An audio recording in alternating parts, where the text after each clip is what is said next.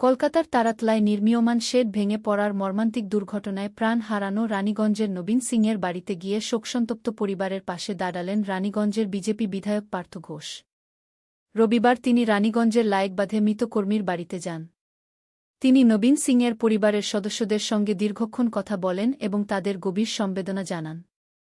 পরিবারের বর্তমান পরিস্থিতির খোঁজখবর নেওয়ার পাশাপাশি তাদের মানসিকভাবে শক্ত থাকার আহ্বান জানান তিনি। পরে বিধায়ক পার্থ ঘোষ বলেন, এই অকাল মৃত্যু শুধু একটি পরিবারের নয়, সমগ্র এলাকার জন্যই অত্যন্ত বেদনাদায়ক।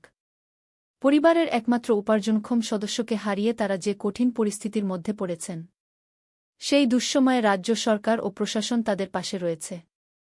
তিনি আশ্বাস দেন, সরকারের পক্ষ থেকে যে আর্থিক সহায়তা, ক্ষতিপূরণ ও অন্যান্য সরকারি সুবিধা পাওয়ার কথা, তা যাতে দ্রুত পরিবারের হাতে পৌঁছায় সে বিষয়ে আমি ব্যক্তিগতভাবে উদ্যোগ নেব। এর পাশাপাশি এই পরিবার জন্য প্রশাসনের সঙ্গে নিয়মিত যোগাযোগ রাখব। সরকারি সহায়তার পাশাপাশি নিজের ব্যক্তিগত উদ্যোগেও পরিবারের পাশে থাকার প্রতিশ্রুতি দেন পার্থ ঘোষ। তিনি বলেন, আমি শুধু একজন জনপ্রতিনিধি হিসেবে নয়, এই এলাকার একজন মানুষ হিসেবেও পরিবারের পাশে আছি। ভবিষ্যতেও তাদের যে কোনো প্রয়োজনে যতটা সম্ভব সহযোগিতা করার চেষ্টা করব। এই কঠিন সময়ে পরিবারকে একা ছেড়ে দেওয়া হবে না। দুর্ঘটনার জন্য দায়ীদের বিরুদ্ধে কঠোর ব্যবস্থা নেওয়ার দাবিও জানান বিধায়ক। তার বক্তব্য, যদি কারও গাফিলতি, অবহেলা বা দায়িত্বজ্ঞানহীনতার কারণে এই মর্মান্তিক দুর্ঘটনা ঘটে থাকে, তাহলে তদন্তের মাধ্যমে প্রকৃত দোষীদের চিহ্নিত করে তাদের বিরুদ্ধে কঠোরতম আইনি ব্যবস্থা গ্রহণ করা উচিত। রাজ্য সরকার তা চেষ্টা করছে। দৃষ্টান্তমূলক শাস্তি নিশ্চিত হলে ভবিষ্যতে এ ধরনের ঘটনার পুনরাবৃত্তি অনেকটাই রোধ করা সম্ভব হবে। কোনো পরিবার যেন আর এভাবে প্রিয়জনকে হারানোর যন্ত্রণা ভোগ না করে, তাও দেখা হবে। এদিন বিধায়কের সঙ্গে এলাকার বহু মানুষ উপস্থিত ছিলেন। স্থানীয় বাসিন্দারাও নিহতর পরিবারের প্রতি সমবেদনা জানান এবং দ্রুত ক্ষতিপূরণ ও সরকারি সহায়তা প্রদানের দাবি তোলেন। উল্লেখ্য, কয়েকদিন আগে কলকাতার তারাতলায় কর্মরত অবস্থায় এক মর্মান্তিক দুর্ঘটনা রানীগঞ্জের নবীন সিংয়ের মৃত্যু হয়।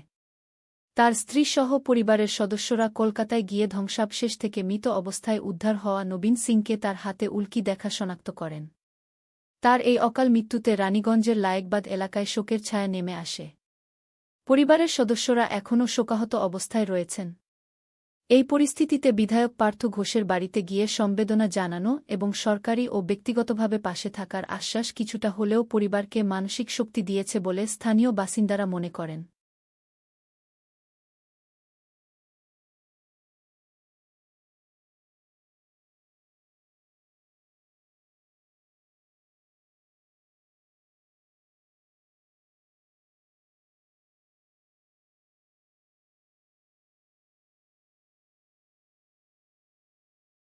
যে ঘটনা ঘটেছে রানীগঞ্জেরই একজন আপনারই বিধানসভার মধ্যে পড়ে কি ব্যবস্থা করলেন কি?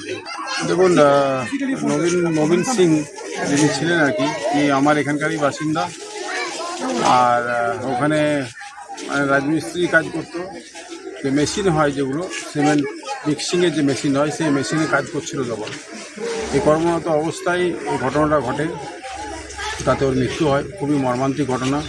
ছোটো ছোটো বাচ্চা, বাড়িতে আর কোনো সোর্স অফ ইনকামের কোনো লোক নেই। আমাদের মাননীয় মুখ্যমন্ত্রী যে প্যাকেজ ডিক্লেয়ার করেছেন, তার জন্যে সরকারিভাবে যা যা প্রচেষ্টা করার সেগুলো করা হচ্ছে এবং উনি ওনার বাড়ির লোক যাতে দ্রুত ওটাকে পান আর কি, তার জন্য সব ব্যবস্থা করা হচ্ছে। আজকে আমি নিজে এখানে এসেছিলাম সরজমিনে দেখতে আর কি। তার আগে আমার এখানে যারা ভারতীয় জনতা পার্টির নেতৃত্বে যারা আছেন আর কি, যেমন শোভাদি আছেন বা যারা আছেন এখানে, সবাই টাইম টু টাইম খবর রাখছেন। আর আমি আজকে নিজে এসেছিলাম, ওনাদের এমনিও কিছু কাজকর্ম করার জন্য ফিনান্সিয়াল সাপোর্টেরও দরকার ছিল, সেটাও আমরা দেখছি কতটা কী করতে পারি। আর খুবই দুঃখজনক ঘটনা, মর্মান্তিক ঘটনা।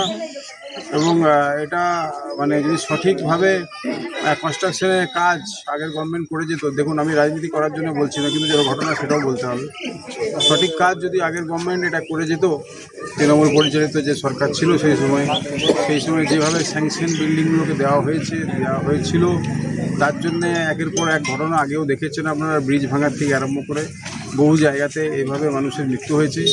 এটা একটা ভয়ঙ্কর দুর্ঘটনা, ভয়ঙ্করভাবে একটা মানুষের বিপদ। এবং সেই বিপদে যার গেল তারই গেল। আমরা আসবো, সান্ত্বনা দেবো, আমরা কিছু হেল্প করব, সবই ঠিক আছে, কিন্তু দুঃখজনক ঘটনা। এই ঘটনাটা না হওয়াই উচিত। এবং এই ঘটনাটার পিছনে যারা আছে, মানে যারা সেই সময় প্ল্যান স্যাংশন দিয়েছে বা যারা এটা দায়ী বলতে পারেন, মানে দেখুন আইনে কী হবে সেটা তো আমাদের সরকার ঠিক করবে, কিন্তু আমি একটা কথাই বলবো, ভগবান যেন তাদের ক্ষমা না করে, ভগবানের কাছে যা এর যেন বিচার সঠিকভাবে হয়। কারণ ফ্যামিলিটা যে অবস্থায় আছে, আপনারা ক্যামেরা ছিল, আপনারা দেখেছেন যেভাবে এদের ঘর দুয়ার, মানে মানে কী বলবো, মানে মানে খুবই মানে হৃদয় বিদারক ব্যাপার আর কি, মানে মানে বলতে পারছি না আর একজনের রোজগার করতে পরিস্থিতি, করুণ পরিস্থিতি আছে আর কি বাড়িতে। মানে ভগবান যেন এদের দিকে মুখ তুলে চাই, আর কারো যেন এই ধরনের ঘটনা না ঘটে, বিশেষ করে এই ধরনের এত একটা দুস্থ ফ্যামিলি আর কি। আর অলরেডি তারা দুস্থ, মানে চিন্তা করুন পেটের দায়ে তারা এইখান থেকে গিয়ে তারা তোলা কত দূর, সেখানে গিয়ে সেই যে মেশিন যেগুলো হয়, যে মিক্সিং মেশিন, যে সিমেন্ট আর বালি আর দিয়ে যেটা আপনার মশলা তৈরি হয় ঢালাইয়ের জন্য, সেই মেশিনটাই চালাতো। সে ওখানে বেচারি হঠাৎ করে মারা গেল, বাজে ব্যাপার, কিছু বলার নেই।